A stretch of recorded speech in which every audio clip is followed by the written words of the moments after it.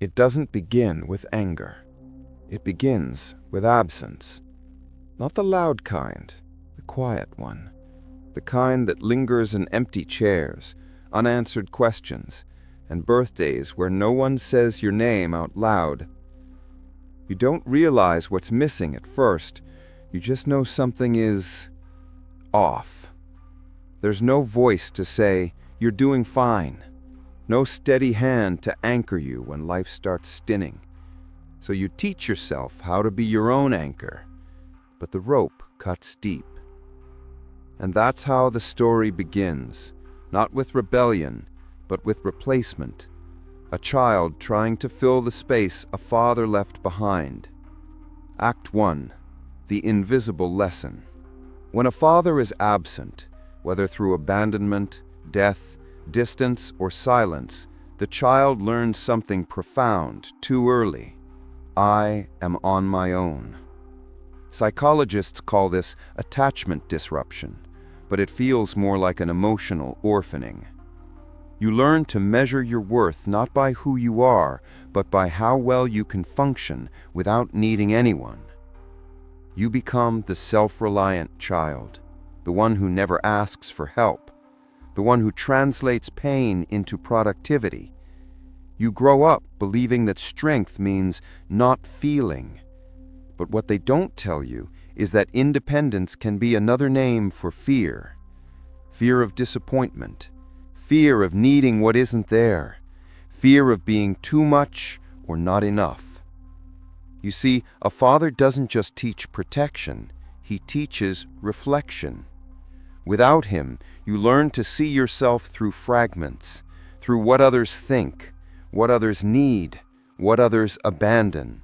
And slowly you begin to disappear behind the mask of your own competence. Act 2. The survival blueprint. Every child builds a map to survive their home. If your father was gone, your map was made of silence. You might have learned to keep peace to avoid conflict, to predict moods before they erupted, to be the good one, the child who caused no trouble because trouble already lived in the walls. This survival mode has a name: hypervigilance.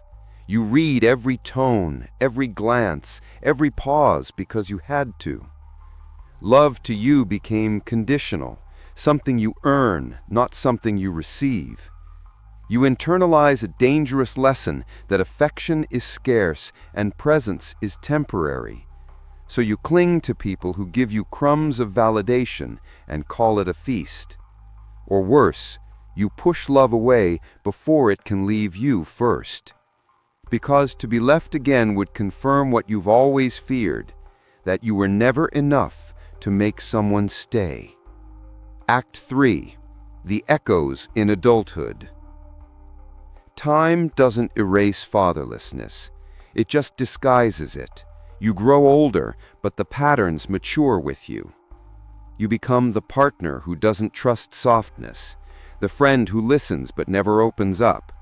You build walls out of logic, achievements, and control, hoping no one notices how fragile the foundation really is.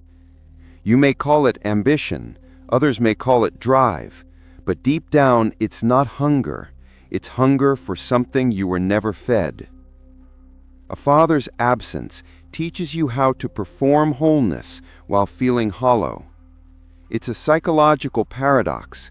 You become strong in all the ways that make connection harder. You crave validation, but can't believe it when it comes. You crave love, but distrust its stability. You crave direction, but reject authority. And sometimes you become your own missing father. You scold yourself for weakness. You dismiss your emotions. You force yourself to man up because no one ever showed you what that actually means. Act 4. The unlearning. Healing from fatherlessness isn't about replacing what was lost. It's about confronting the shape of the loss, the echo it left inside you. The truth is, there's no external savior coming. You are the father figure you've been waiting for. That means learning to guide yourself with compassion instead of critique, to say the words he never said, "I'm proud of you. You did your best. You don't have to hold it all together anymore." It means allowing the boy who grew up too fast to finally slow down, to cry without shame, to rest without guilt, to receive without fear of losing it all again. This is reparenting, the psychological process of becoming the caretaker your younger self never had. It's brutal work. You'll face the rage of abandonment, the grief of absence, the yearning for something that will never fully return. But that grief isn't a weakness. It's evidence that you're human again. It means your heart, once armored, is thawing. Act 5. Rebirth through awareness.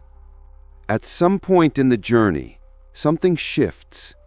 You stop searching for your father in lovers, leaders, or mentors, and start meeting him in yourself. The strength you envied in others becomes something you cultivate quietly. You begin to understand that masculinity isn't dominance, it's presence. That fatherhood isn't biology, it's responsibility. That healing isn't forgetting, it's remembering without being ruled by it. You realize you can become what you needed, and that realization, that turning point, is the true inheritance you were denied. Closing. Becoming whole. So if you grew up without a father, hear this. You were never incomplete, just untaught. You were never unworthy, just unseen. You were never weak, just wounded. And wounds, when tended to, become wisdom. You can stop performing invincibility now. You can lay down the armor that once kept you safe. You can grow not as the child who learned to survive, but as the adult who chooses to live. You don't need a father to finish the story. You just need to stop waiting for someone else to write the ending, because this, right here, is the part where you pick up the pen, and for the first time, you're not filling a void. You're becoming whole.